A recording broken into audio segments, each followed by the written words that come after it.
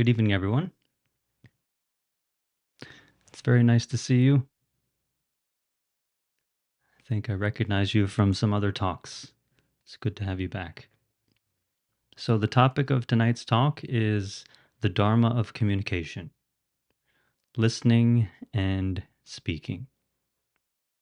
So, I'd like to just explain the title to give everyone a more clear expectation of what I hope to talk about tonight. Um, I think communication is essential for all of us, whether it's communication with other people or communication with ourselves.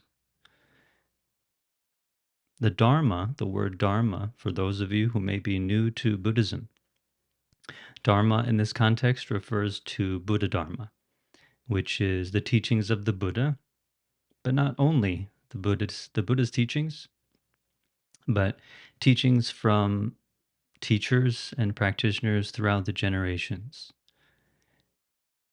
And these teachings include concepts, which are theories, and teachings or the Dharma also includes methods. So tonight I hope to talk about not only theory, the theory of practice, but also the actual methods themselves. So, what does listening and speaking refer to here? So, listening usually refers to when we hear sounds with our ears, or in terms of communication, when we're listening to someone else speak.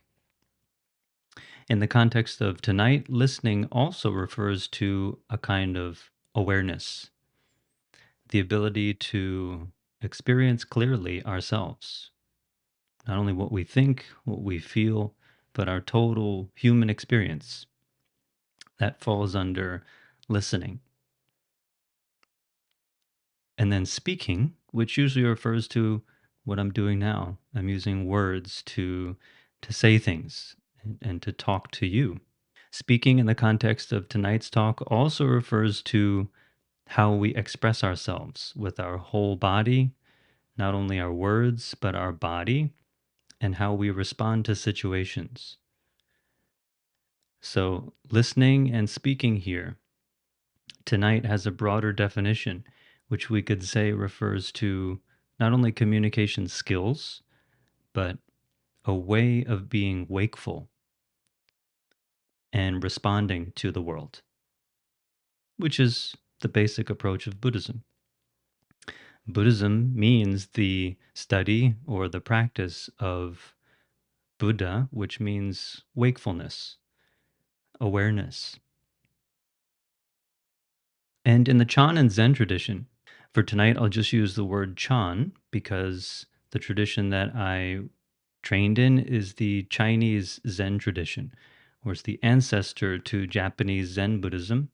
It developed in China, and now, of course, it's developing here in the West or all over the world. But there are slight cultural differences, and there are also differences in how the methods are used. So I'll use the word Chan. In Chan Buddhism, which is based on Mahayana Buddhism, the teachings that come from the Buddhist discourses, which are categorized in the Mahayana tradition, which is, we could say, a later development of Buddhism. This Mahayana means great vehicle, and it refers to being a vehicle or an approach to wakefulness, which is great in that we try to have a very broad mindset so that we're not just practicing for ourselves. We're not just practicing for the sake of our own well being, but this broad mindset is for the sake of everyone, all society, and even extending to animals.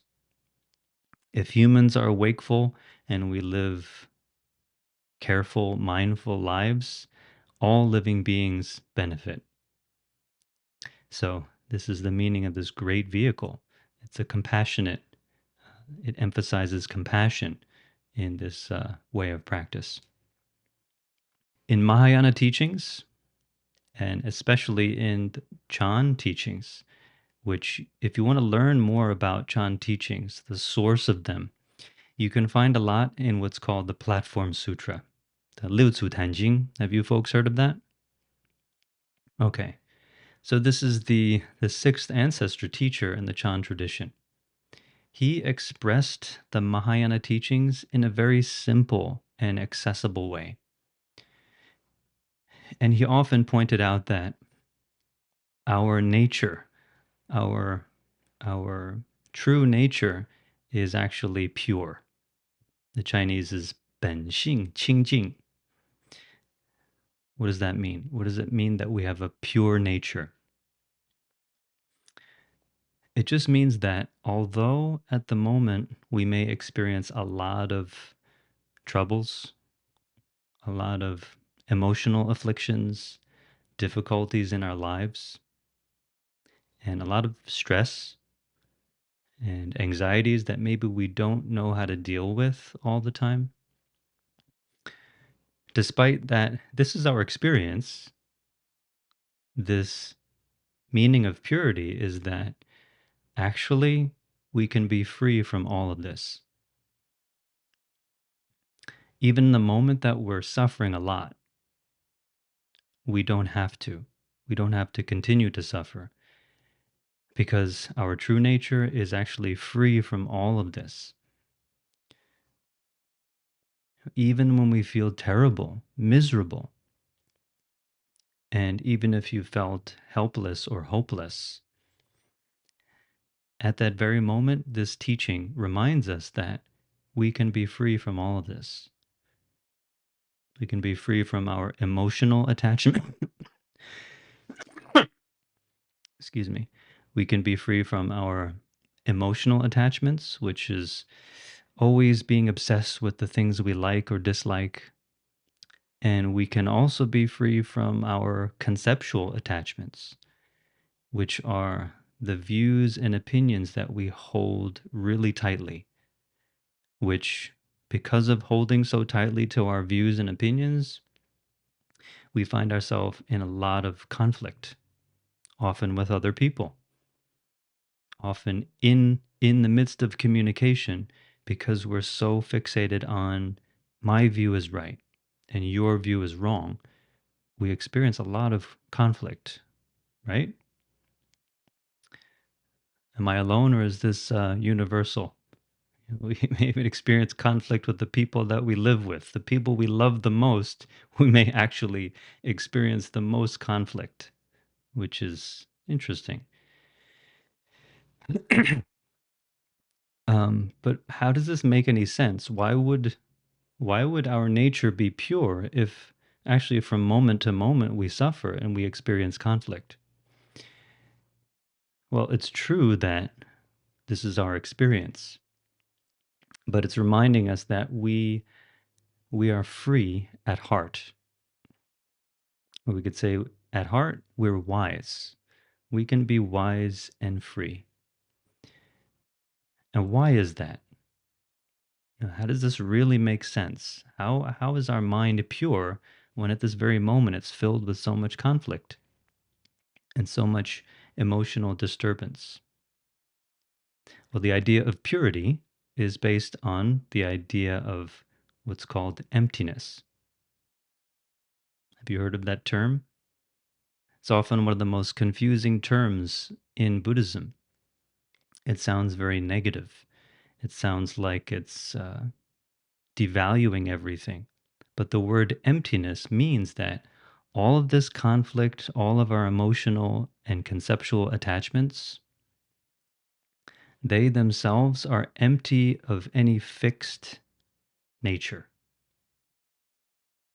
All of the anger that we experience, all of the conflict that we feel in the moment when we're, let's say, in a fight, it's actually empty. Why? Because the fight can be over, right? If anger wasn't empty, we'd always be angry. Or if fear wasn't empty, we'd always be afraid. Emptiness just points out that all of our experience is constantly changing and has no fixed quality. So all the suffering we experience isn't permanent, even though it sometimes feels like it's permanent, especially if you're in a point in your life where there's a lot of anxiety or even depression. Often these moods feel like they're permanent, right? Like sometimes we feel I've been depressed, it feels like I've been depressed for months, or it feels like it feels like we've been anxious for a whole year.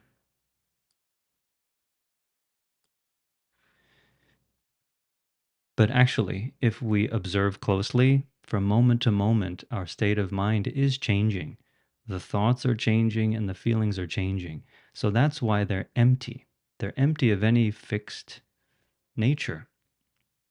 So if they're empty, that means that they can pass. If suffering couldn't pass, if we couldn't resolve suffering, then there would actually be no point in practicing Buddhism. But the point of Buddhist practice is that we know that we're suffering, but we also know that suffering is empty. It's not a permanent quality of our human nature. So that's what it means to be pure. Our nature is pure. It means that no matter how much we suffer, all of it is empty. So it can be resolved, even to the point where we don't experience any suffering, which is the ideal of Buddhism, to completely resolve suffering and have a mind that's very clear, clear of what's happening, but unmoved or undisturbed. So, in the Chan tradition, this is the meaning of purity. This is not only Chan, this is Mahayana Buddhism. This is the meaning of our nature being pure. It's essentially that our mind cannot be permanently soiled. Our mind can't be permanently damaged by anger, by fear, by craving, by all of that. It just often seems that it's part of us.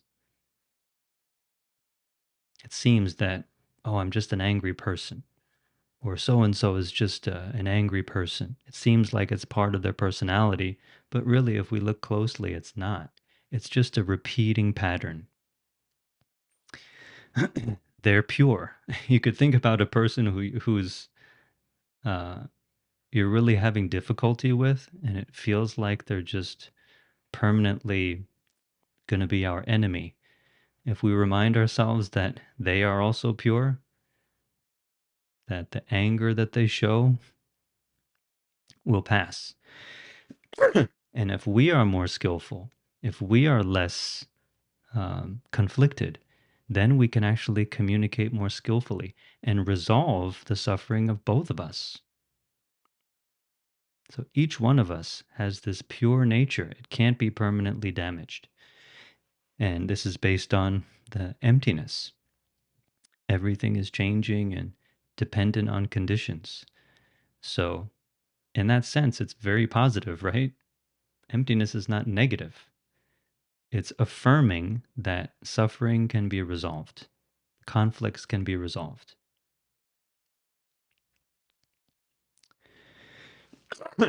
What's unique about the Chan tradition is that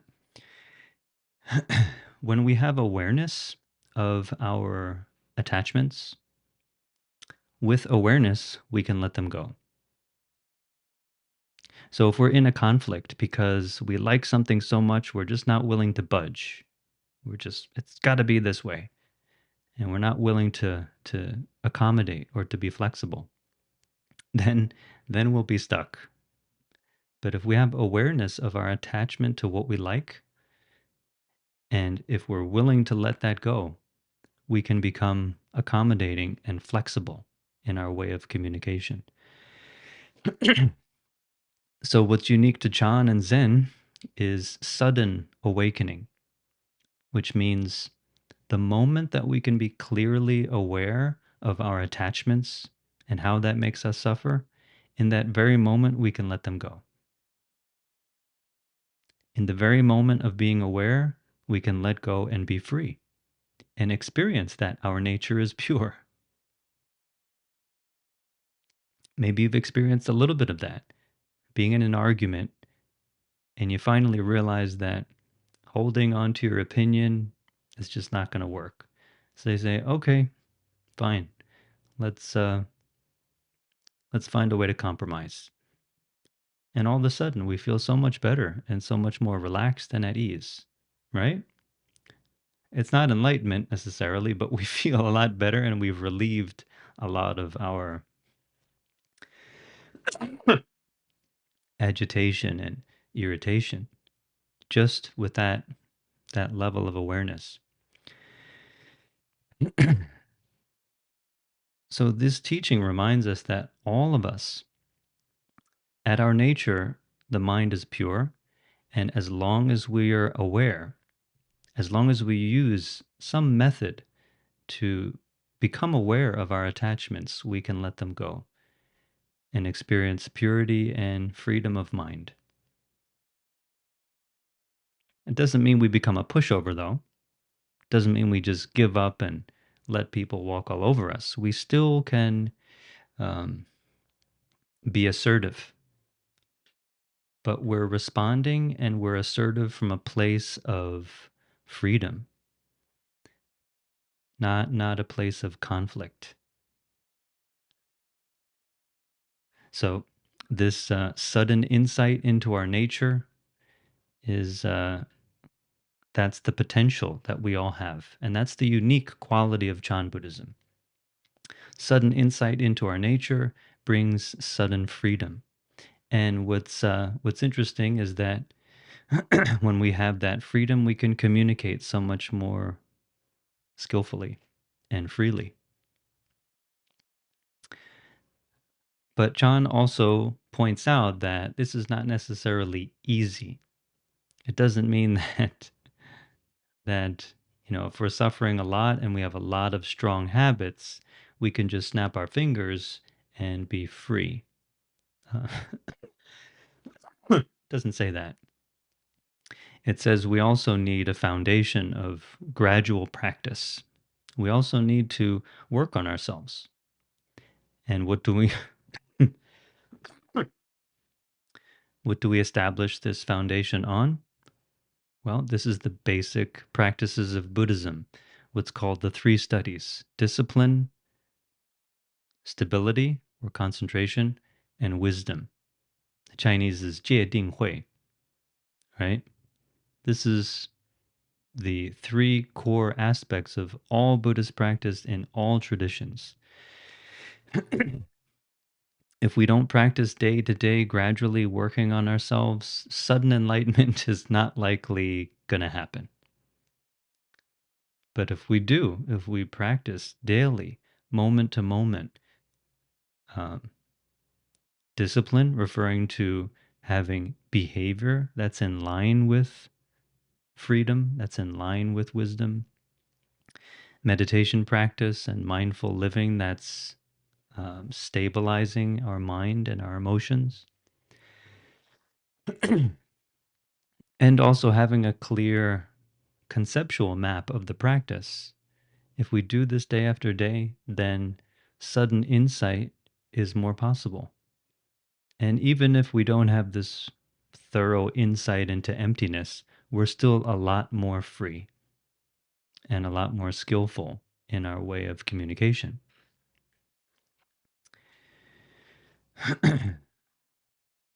What does Chan Buddhism say about communication? Talks a lot about sudden enlightenment, sudden insight, and our nature being pure. But what does it say about communication? Actually, it doesn't say much at all. What's unique about the Chan tradition also is that it doesn't tell us how to be. It doesn't tell us how to act or how to speak in detail. It doesn't say you should speak like this, you should do this, and spell everything out for us. um, it actually tells us how to be wise. If we can see our nature, we have insight into our nature being pure and our mind is free, that's wisdom. So Chan, the emphasis is on helping us to be wise. If we can be wise, then we just know what to say. We know what to say and we know what to do. So if I just spoke from the Chan tradition on the Dharma of communication, we'd finish right here. 24 minutes, the talk is over.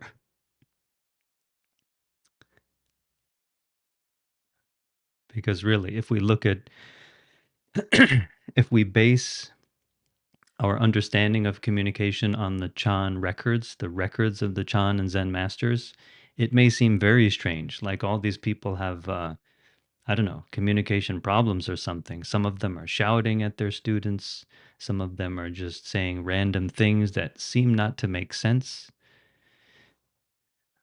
These somewhat nonsensical, irrational behavior and speech in the Chan records, it's not some sort of instruction manual that we should try to imitate and replicate. It's actually just stories of how these teachers used wisdom, just their natural reaction to their students, which helped their students see their own nature. It's not a standard for behavior. If it was, we'd all become very strange people because those Chan stories are very special and sometimes very strange if we look at them without uh, uh, understanding the whole context. So, um, it's important to understand that. Chan is pointing out the principle of how to be wise. If we have wisdom, we just know what to say, we know what to do. So we can't exactly rely on the Chan tradition alone if we want to understand how Buddhism looks at communication. So today I hope to speak more about the basic teachings of Buddhism on speech and communication. Are you interested in that? Okay, so I'll keep going. Excuse me. So when I say basic Buddhism, what I mean is that teachings that come from what's considered the source teachings of Buddhism, collections of the Buddha's discourses that can be found in what's called the Agama or the Nikaya collection. You can look that up. I'm sure you'll find a lot of information. And also teachings that come from the treatises of what's called sectarian Buddhism, as well as the section of Buddhist teachings that has to do with ethical behavior, right? Because speech is behavior, and we're speaking in a context of living in society. There's a lot of teachings that have to do with ethics or precepts. 戒, 戒律 is precepts, ethics, and the discipline of how to live or how to behave in a way that leads us towards freedom. So in these collections, they give general instructions on speech and how to speak. And what is the main principle behind speech in the Buddhist tradition? What comes to mind? I know it's not easy to respond quickly, but just think about that. When we think of speech, what is speech or right speech according to the Buddhist teaching? You'll find that it's called wholesome speech. Wholesome speech. The word in Chinese is shan. Behavior is categorized into wholesome and unwholesome, generally speaking. And what does that mean? Wholesome here doesn't mean morally good or bad, right or wrong. It's not some moral judgment on the person for being good or bad if they speak in a certain way. But wholesome and unwholesome simply means Wholesome is speech and behavior that is in the direction of freedom from suffering.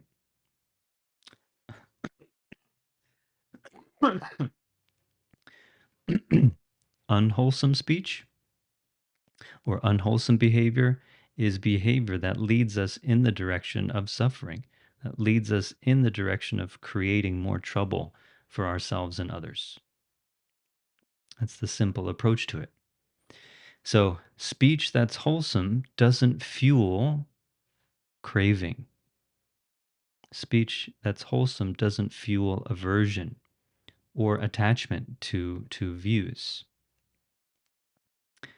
Wholesome speech lessens craving, aversion, and attachment to views. And in general, it avoids harming. It avoids causing suffering for ourselves or others. And on the flip side, it also should promote well being. It should promote a freedom from craving, aversion, and rigid views. So, in the Eightfold Noble Path, which I think most of you have heard, that's like the basic formula for Buddhist practice, right? The Eightfold Path. In that, we have right speech, right? Right speech means right in the direction of freedom, in the opposite direction of suffering. And there's also right mindfulness, which, in combination with speech and right mindfulness, um, together bring us more close to wisdom, closer to speaking and communicating in a way that is free and skillful. So, if we look at right speech, what is it exactly? So, according to Buddhist precepts, have you folks heard of the five precepts? 五戒, right? It's another basic formula for ethical behavior. Not killing, stealing, lying, having sexual misconduct, which is just harmful, troublesome sexual behavior, and not taking intoxicants. There's actually only one that refers to speech, right? Not lying, which seems very simple. Um, in the five precepts, there's only one precept or guideline for speech. However, if we look more deeply into the precepts, we find something that's called the 10 wholesome deeds. Chinese is 十善. Have you heard of that? Okay, most of you have. What's unique about the 10 wholesome deeds, one is that they're common to most schools of Buddhism, Mahayana, or any tradition. And they're included in the Mahayana Bodhisattva precepts, the Pusajie, which are the ethical guidelines for someone who, as I mentioned before, practices and wants to live this path not only for themselves, but for the well being of everyone. That's what we call a bodhisattva, or a being that's directed their life on awakening. These 10 wholesome deeds also focus on abstaining from doing harm, right? So they're reminders not to do something harmful. And they overlap with the five precepts. But what's unique is that regarding speech, there's four. There's four guidelines. Not only not lying, but there's also not speaking divisively or divisively. Never sure how to say that word, actually. Not lying, not speaking divisively, not speaking maliciously, and then not speaking frivolously. Have you heard these before? Um,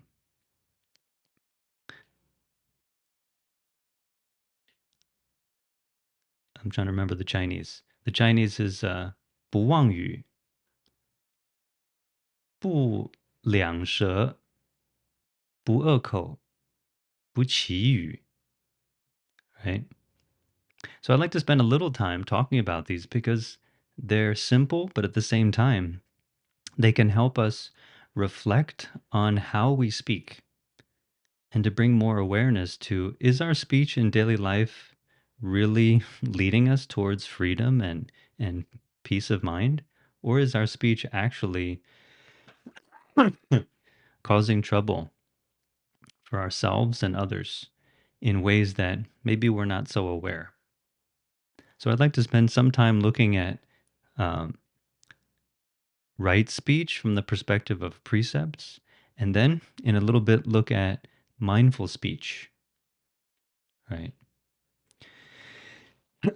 So, not lying, that seems pretty clear, right? We all know what it means to not lie, which means basically to tell the truth, to tell what we think and know is true, and to avoid from telling people the opposite, you know, to say we saw something when we didn't see it, or say we heard something when we didn't hear it. It seems simple, but it's important to know the principle. Why is there an ethical guideline in Buddhism that says don't lie? How could lying create suffering? Maybe sometimes we think, well, lying's not so bad. I'm not killing anybody. I'm not hitting anybody, but maybe I can get a little benefit from something if I just, tell not the whole truth or tell mostly not the truth and maybe a little bit of truth. It's not going to hurt anybody, but I'll benefit. If it seems like it's not going to hurt anybody, but will benefit, is there a problem there? At first, it may be like, no, that's why I'm lying. But if we look closer, even if it doesn't directly and immediately hurt someone, if we're lying just to gain benefit, there's probably craving in our mind. We're probably speaking because we're driven by craving and we just want something really bad. And if we speak when our mind has craving in it, then what happens? We just fuel that craving. That speech is reinforcing that attitude of craving and then acting on trying to get it. So it's just a little bit of money, nobody will miss it. They won't miss it. They have millions of dollars. I'll just take a little bit because I need it and because I could use it. Seems like no problem, especially if we're stealing from someone who has billions of dollars. We just steal a couple thousand. It's like, come on, this person has billions of dollars. A couple thousand's nothing. Um, you may have seen stories of investors who did that. They conned their clients by just stealing a little bit of money and a little bit every once in a while. The client had no idea. And maybe in the beginning it seemed harmless, but what happened in the end? The investor is spending a long time in prison because of it. And the person who was conned, who was tricked out of their money, that's of course very upsetting and can cause a lot of problems. So all of these precepts, all of these guidelines for ethical behavior are designed to protect us from acting out based on craving or based on anger or even based on some form of ideology. Like maybe in our mind it's okay to steal from some people but not other people. So since it's okay to steal from the rich and not from the poor, we'll just steal from the rich and give to the poor. It sounds just from a certain perspective, but if we just look at the state of mind of the person doing that action, that rigid view can also lead to an accumulation of rigid views to the point where in the beginning it was okay to steal from the rich. Maybe in the end they believe it's okay to kill the rich. so that you could take everything and give it to the poor. Ideologies start with small ideas, but eventually can accumulate into huge philosophies, which can bring about a lot of suffering and disaster. So it sounds pretty heavy all of a sudden, starting with just not lying. But I'm trying to point out how, as it said, a little drop of water can eventually fill an ocean. So precepts are trying to help us have an awareness of um, how craving, aversion, and attachments can drive our behavior and to remind us to not act from that. The next one, not to speak divisively, um, basically just means to not intentionally speak to create conflict. Um, on a small scale, maybe we've done this all before. Maybe we've all done this before. Just think you have two friends, and one friend said something that maybe wasn't so nice. And we go to the second friend and we say, "Hey, do you remember what she said to you last night?" You do, right? Can you believe she said that? I can't believe she said that. I mean, are you going to take that from her? You're just going to let her say that? What are you going to do? I think you should say something back. I think you should text in the group. I think you should let everyone see what you say to her, right? Have we been in this position where we're in between two parties, but because we like drama, we instigate, and we're actually creating division between our friends. And sometimes it's unconscious, right? Sometimes we want our friend to stand up for themselves, but we end up interfering in a way that's actually creating conflict. I'm seeing some expressions like maybe you remember doing that, or maybe you've seen it and you've seen the outcome, right? This divisive speaking happens all the time. And we could see it on a micro scale with ourselves and our friends and family. And we can see it in the media on a macro scale between countries, speaking in ways that's instigating conflict.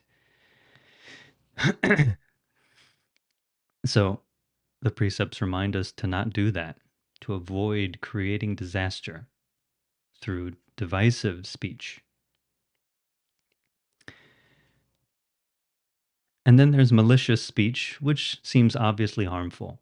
Malicious speech is like, you know, saying something very clearly harmful to someone, like, saying, I hope you die, which, yeah, you may laugh, but I had a client who his mother would often say that to him, which was kind of sad. He was a young guy. He was struggling with a lot of mental health issues, and it was difficult for the family, difficult for the parents, very difficult for the mother. And out of frustration, she would say, I hope you die. And, it really hurt him. He was trying his best, and it really hurt him to hear that. Maybe he also said it to her, I'm not sure. So maybe it was fair. They both said it. But that kind of speech, just directly aggressive and malicious, it only fuels our anger. We only get into a habit of saying it more easily, right? If we say, I hope you die, which is pretty heavy, we probably don't mean it. I'm sure the mom didn't mean that, but it became easier and easier to say, right? And then it may escalate into something else and become worse and worse. So again, this is a reminder not to speak out of ill will and to refrain from that. The last one, or the last of these four of the 10 wholesome deeds, is not speaking frivolously. And this it takes a little bit of research to understand what does this mean in this context. The Chinese is 祈语, not to speak frivolously. In one context, it could mean not to speak with flowery speech.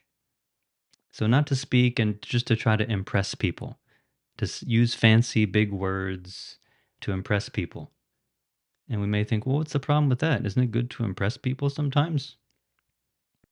But what kind of attitude is that if we're always trying to impress people?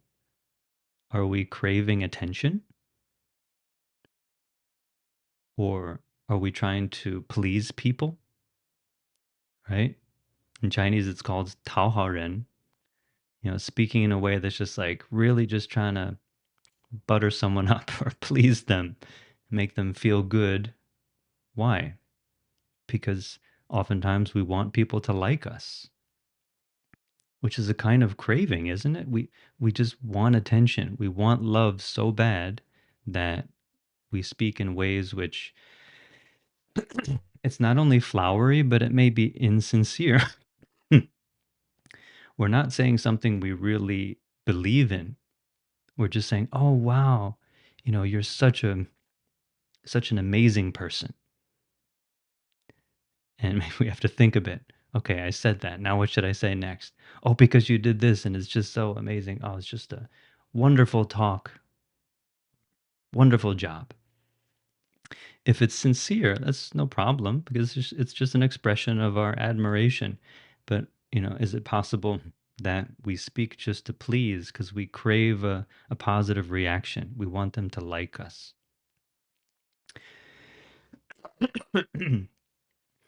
Sarcasm is another version of 祈语 or frivolous speech.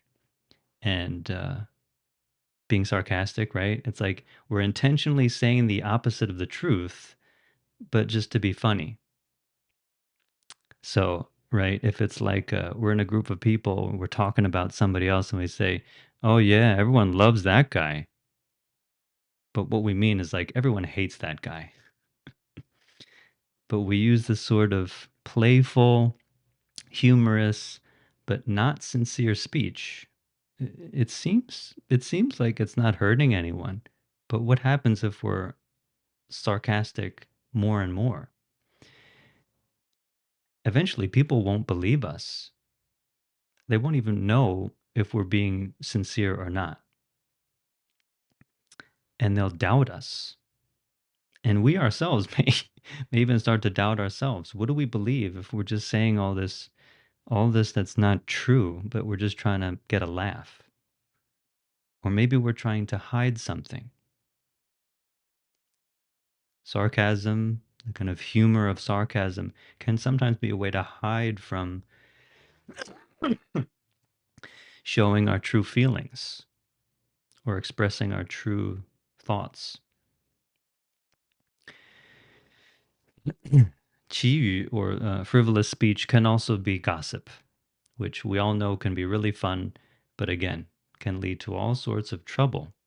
The more we gossip, the more we spread things that could be true that may not be true. We just spread more trouble. So, speaking frivolously and all these subtleties of it reminds us to really be aware of when we're speaking. What is this intention behind our speech? Is it sincere? Or is there some ulterior motive, a kind of craving attention, or avoiding, um, avoiding people not liking us, right? So these four, not speaking falsely, basically not lying, not speaking divisively, not speaking maliciously, and not speaking frivolously. These are all reminders to abstain from speech that causes harm. And at the same time, it can help us reflect on ourselves and reflect on the intention behind speech. But if you've noticed, this is all just, it's just talking about what not to do. Are there any Buddhist teachings that talk about what we could do that's beneficial and wholesome? Well, if we look at the Mahayana teachings, the Da Sheng 佛法, there's a teaching that's called the Discourse on the Gradual Attainment of All Wisdom and Merit. It's not necessarily a well-known discourse, but it actually shares the proactive side of these uh, four kinds of unwholesome speech. It's kind of interesting. What's called the ten wholesome deeds, they're actually just what not to do, right? Here it talks about what we can do. So the first one was not lying, right? In this Mahayana teaching, it says not only we can practice not lying, but we can practice sharing the truth. We can practice speaking the truth. And how can we do that? Well, in one way, they say we can share Buddhism. Buddhism is pointing out a more fundamental truth about reality, which I mentioned in the beginning, the empty nature of things, the constantly changing conditioned nature of everything, including our own state of mind.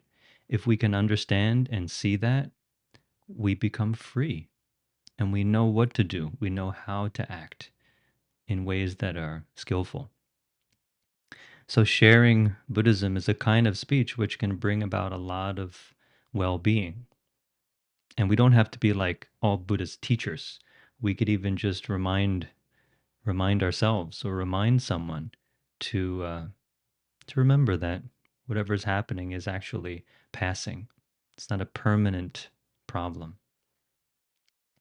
But it also could refer to being transparent, right? Speaking the truth proactively and telling someone, hey, I should let you know about this situation. This is what's happening. It's not really great, but I just wanted to tell you because I want to uh, make sure you're prepared, right? So maybe if it's a conflict between our friend group, and instead of creating division between our two friends, maybe we could tell one of our friends and say, hey, you know what? I just want to let you know the thing you said last night at dinner really upset so and so. And, we're all going to meet again tonight. You may want to be prepared that they may not be happy with you. It's not creating division, it's just letting someone know our observation about what we saw and that their behavior could have hurt someone, right? That could help our friends. So that's actually the second proactive way to speak, which is non divisive speech. We can also practice to help resolve dispute. So if we're brave enough, maybe we can be the friend that steps in to help resolve the conflict between the two friends, which is not easy, but it's a practice. We can try to help resolve dispute. Instead of malicious speech, the alternative is to speak in ways that help people feel safe and help people feel at ease, which is referred to as gentle speech, loving speech. Chinese is 爱语. That word is within the Buddhist teachings of speech, loving speech.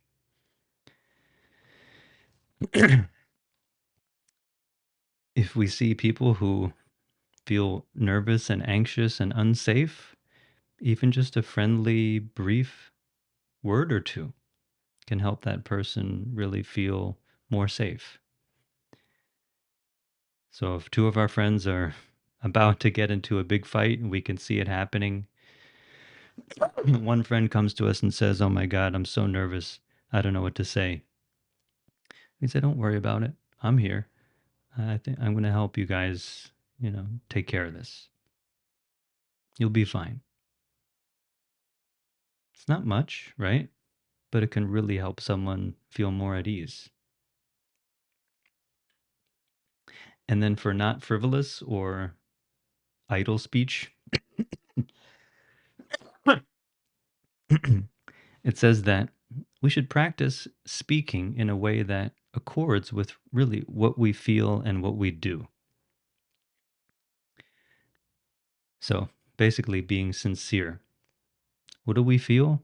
Well, we can speak sincerely. Uh, we don't necessarily have to be, what's the word? Brutally honest and tell someone everything we think about them when they're not ready for it or they're not expecting it. Maybe it wouldn't help them at all if we told them everything we think about them, but we can still practice being sincere. And if they ask us, hey, what do you think about what I said to so and so the other night? I think I did a good job, telling them what to do. And if we just said, oh, yeah, it was wonderful, that would be people pleasing speech. But if we sincerely thought, well, it wasn't wonderful, but there may have been some problems with the way you said that, well, this is what I saw. We just sincerely share. That can also really be a great help to others.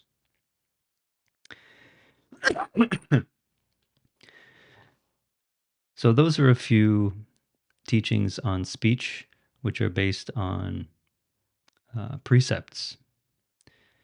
They really spell out how to speak, right? I'd like to share a little bit more about mindful speech. I know we're getting close to an hour. Are you still with me? Should I keep going?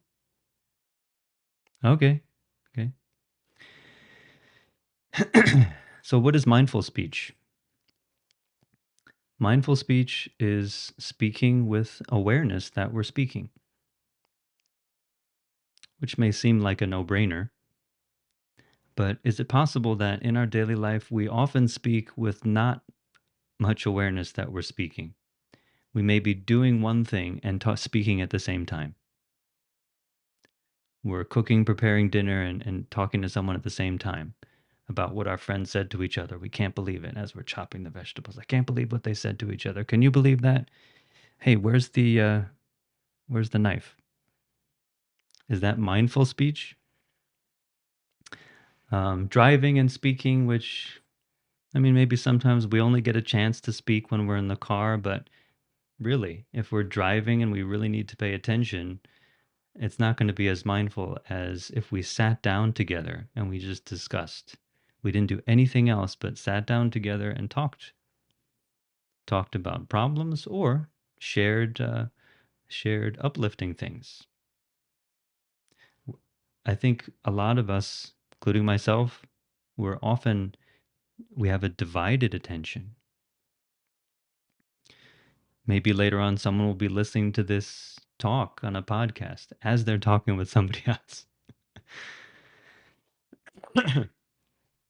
Our attention is so divided, our speech is not mindful, and it's so easy to say things which could be harmful or confusing, and it's also hard to listen, not only speak.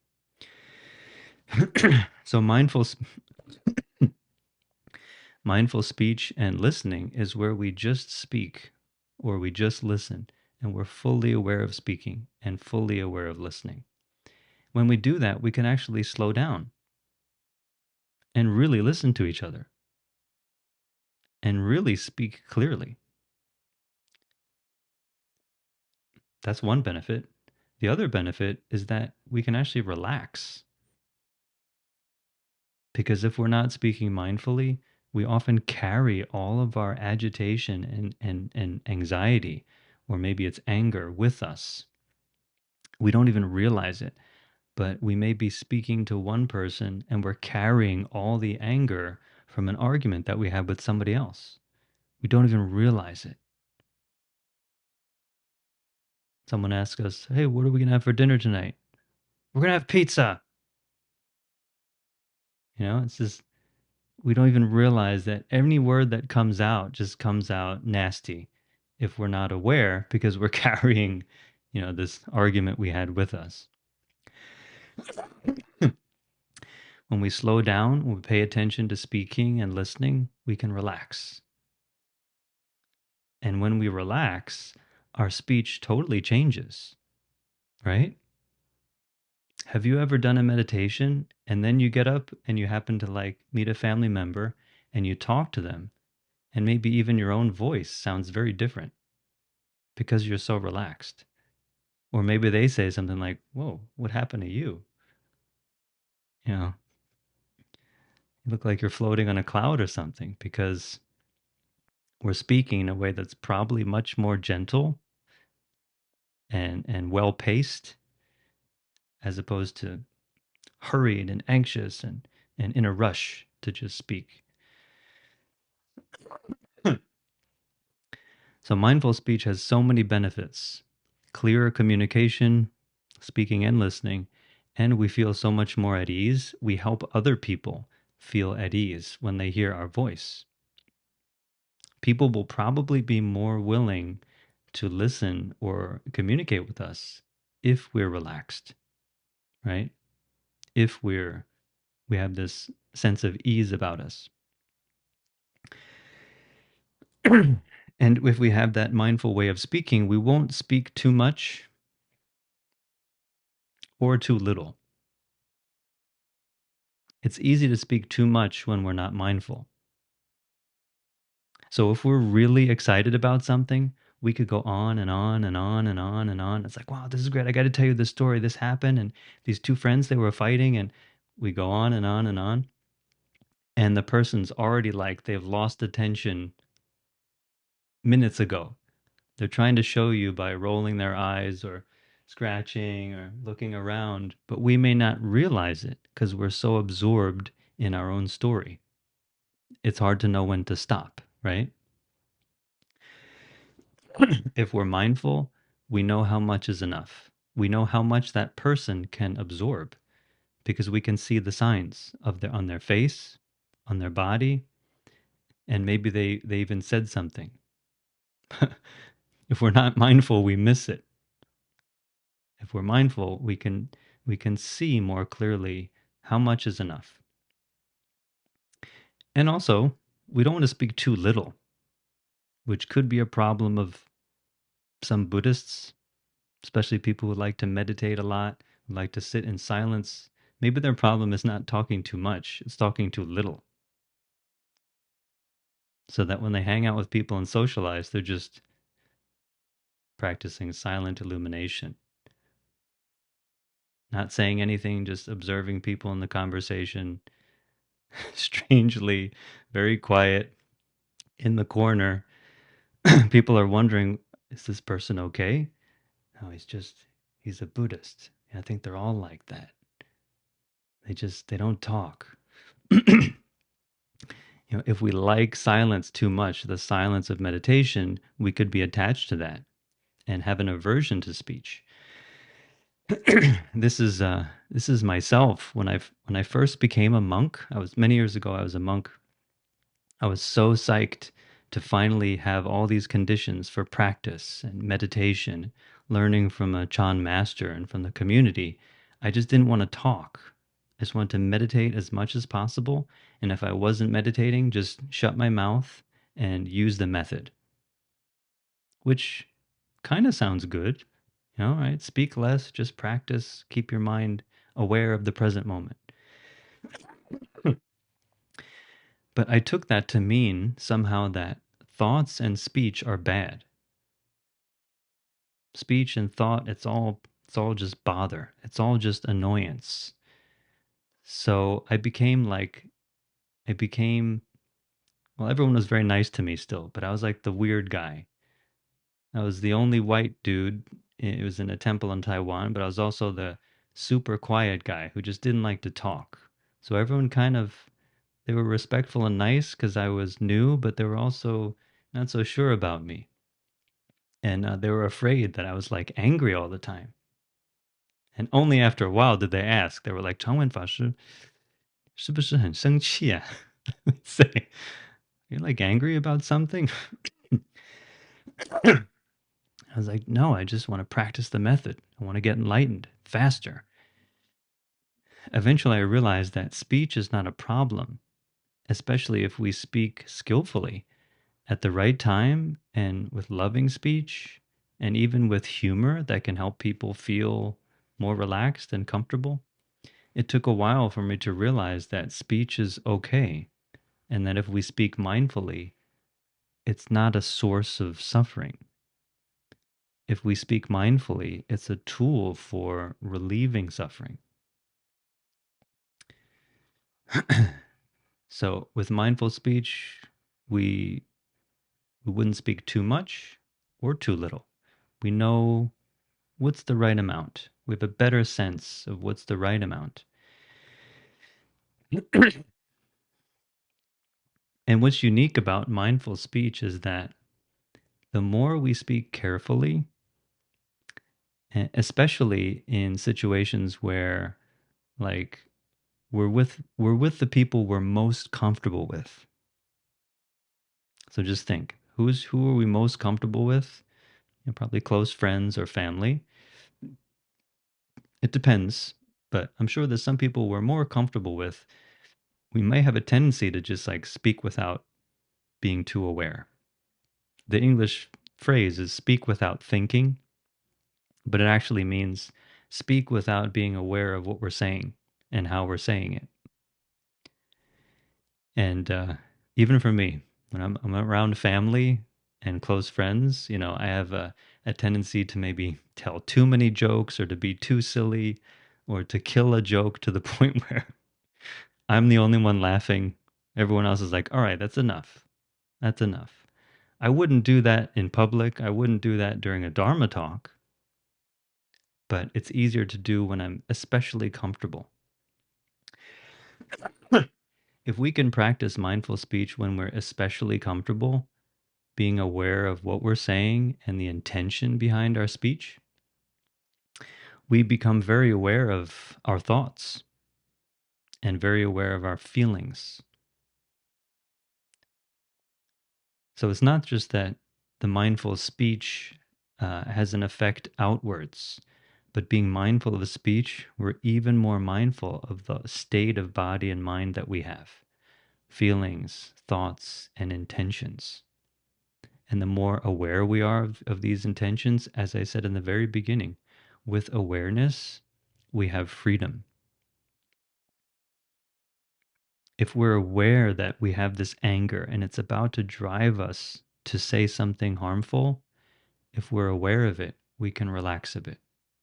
We can pause before we say that nasty phrase. We can pause, relax, and choose to say something else.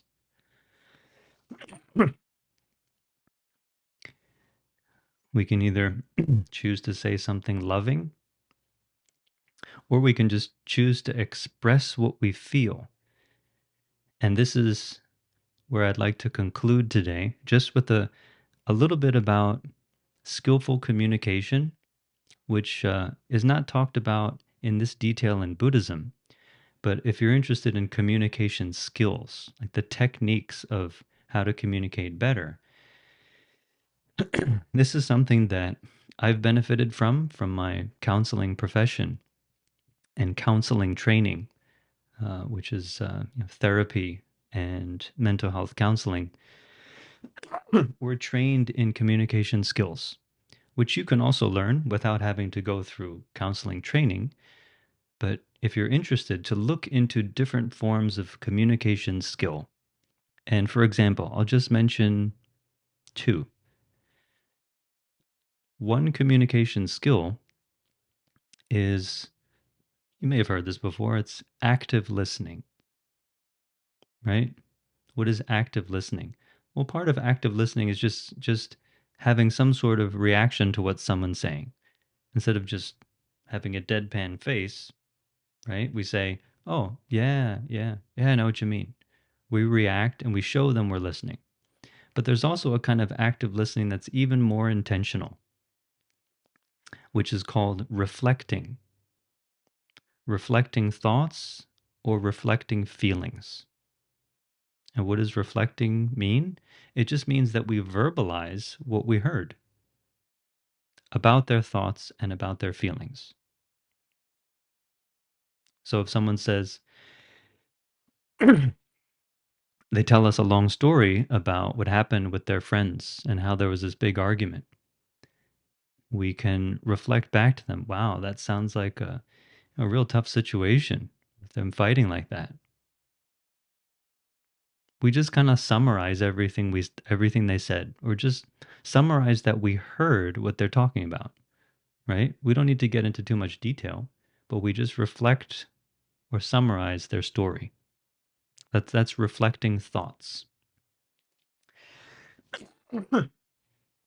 Reflecting feelings is where we verbalize what we perceive of how they feel. So it could be, in this same example, yeah, yeah, I could see how you'd feel pretty awkward in that situation. What's the feeling there? Awkward. They felt awkward when their friends were fighting at the dinner. Simple, right? Summarize the story, summarize what we heard of their feelings. Super simple, very easy. But what does it do? It helps the person to feel heard, really heard, more than just saying, "Oh yeah, okay."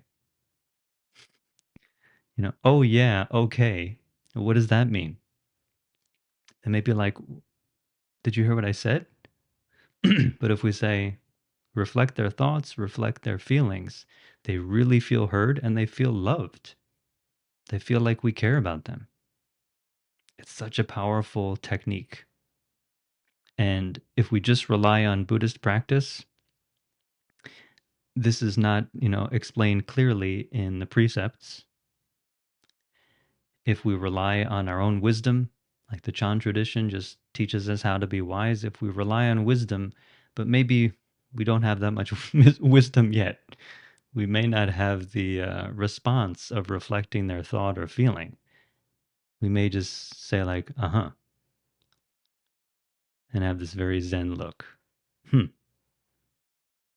you know? But we don't realize that our reaction doesn't do anything for them and may make them feel like there's just no connection between us. But if we just reflect a little bit of thought and feeling what they shared with us, it goes a long way in helping someone feel loved and also developing this connection.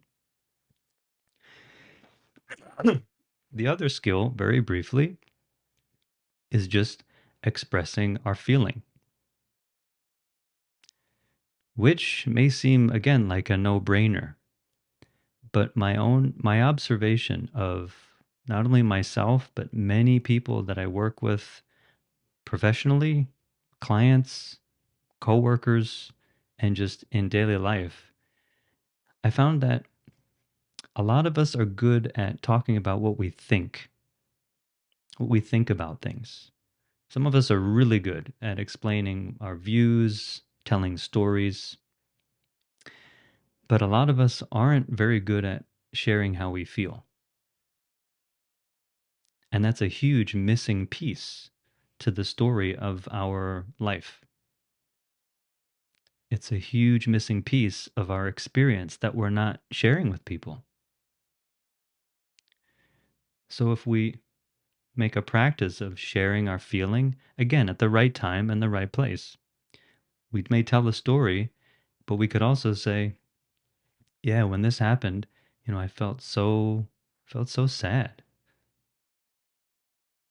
The person then really gets what we not only think, but what we feel. They have a chance to hear what we feel. And especially in the context of a close relationship. If we tell the other person how we feel, and it could be about something they did, if we say, hey, I just wanted to say that the thing you did last night, I really feel upset about that. Or maybe it's something good. Hey, when you said that to me, I felt I felt so loved. It's really simple. It's one sentence, but it helps the person to really get what we feel, what we think and what we feel. That really bridges relationships and makes us connected. When I was a young monk, I thought that why should we talk about feelings? It's all about just getting rid of suffering, right? So why should I bother telling people my suffering? I just practice, meditate, get rid of it. But what I was doing was suppressing myself. At times where I could have shared a feeling and it could have helped the communication, I was trying to conceal it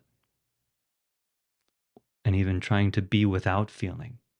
Oh, I have feeling now. This is bad. I should use the method harder, meditate harder to try to resolve the feeling. It just leads to more suffering. So it's not selfish to express a feeling, right?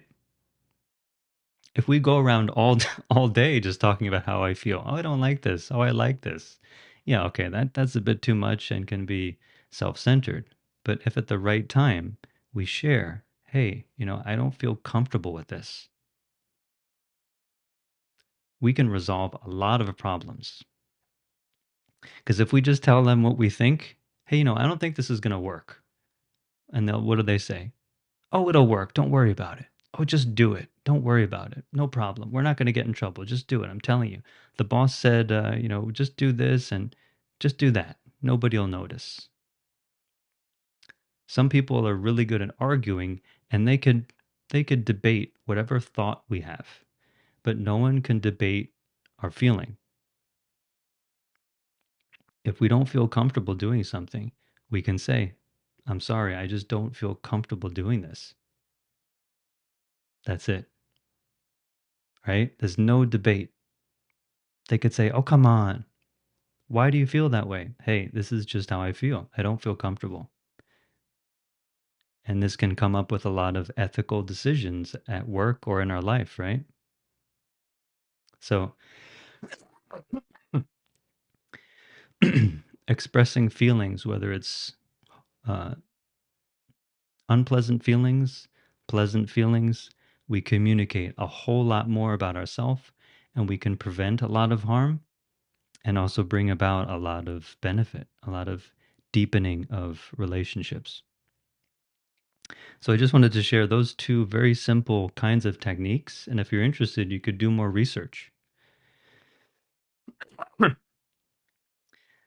In my experience, communication skills in combination with the guidelines of Buddhist ethics and with the practice of wisdom, with the Chan practice of understanding our nature, seeing our nature. This is, as the Platform Sutra says, you become like the sun in the sky. If you have mastery of your mind and mastery of speech, you become like the sun in the sky, shining on everyone.